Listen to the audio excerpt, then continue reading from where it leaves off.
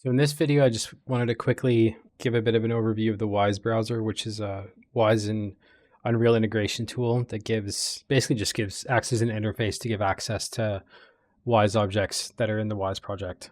As you can see on screen, there's events, buses, acoustic textures, state switches, game parameters, etc. There's also other features that are available via WAPI, and then some that are just available out of the box.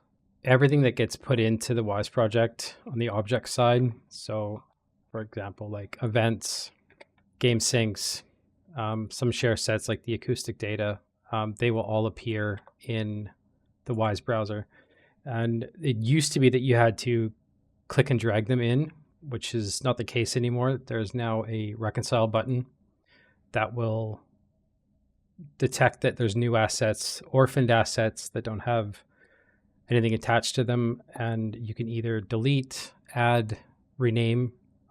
Yes, you can rename events with this. I'll demonstrate that in a second. So yeah, basically if you go to anything on the Wwise side, if you go to like events, for example, and we'll just create a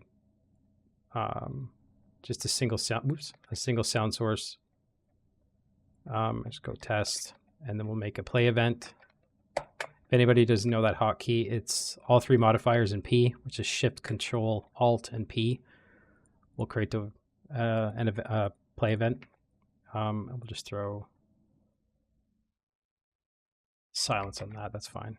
So now, if we generate banks and we go to the Wwise browser, we will see that event there now. But it's in the Wwise browser. It's not in game, right? It's not in the content browser. So all we need to do is hit the reconcile button, and it'll create that Wwise or that Unreal U asset for us. And now this will appear down here in the event side.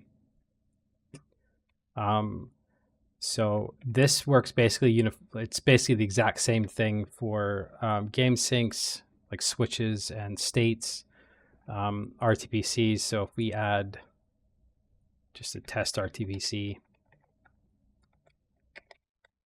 build the banks, go back to the Wwise browser, and now there's that there. And if we hit reconcile, it'll add the RTPC in the project for us.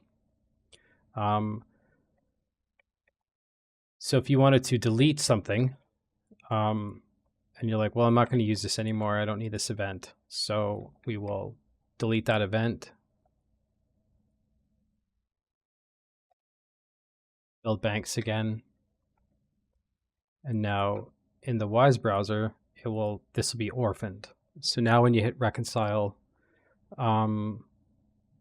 it'll prompt you to delete it. So you reconcile the asset, it'll delete it, and now it's no longer in the event side.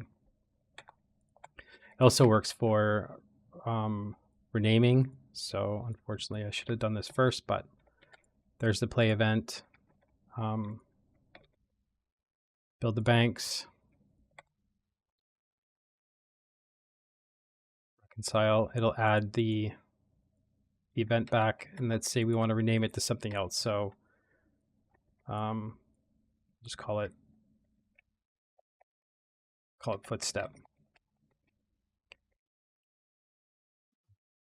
So we'll build the banks again, and then it's going to ask it to update it. So when you hit the reconcile, it's going to update and rename it. So it's going to update all the IDs and stuff to make sure that it's still going to work, and it will. So now this one will be here as footstep. And I haven't had a problem renaming things multiple times. The only thing is if this footstep, for example, is hooked up to a data asset that is then hooked up to a character in code somewhere, it will check out that data asset, which is fine because it's most likely an audio data asset anyways. So anyways, that was it. I just wanted to show a little bit about the Wwise browser.